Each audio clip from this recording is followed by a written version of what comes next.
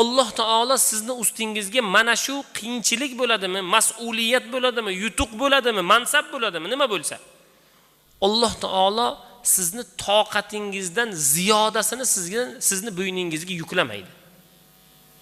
Alloh taologa shukr aytishlik, har bir musibatlarga, har bir narsalarga inshaalloh siz har birimiz sabr ila, yaxshilik ila Alloh taoloning arqonini mustahkam olgan holatda hayotimizni davom ettirmoqligimiz kerak.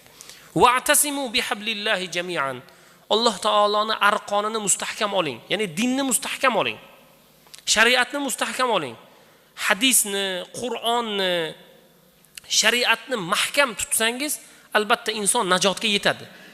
Najot mana shunda. Najotni boshqa narsadan izlash xato. Va mana shuning uchun har bir bandalar Alloh taolodan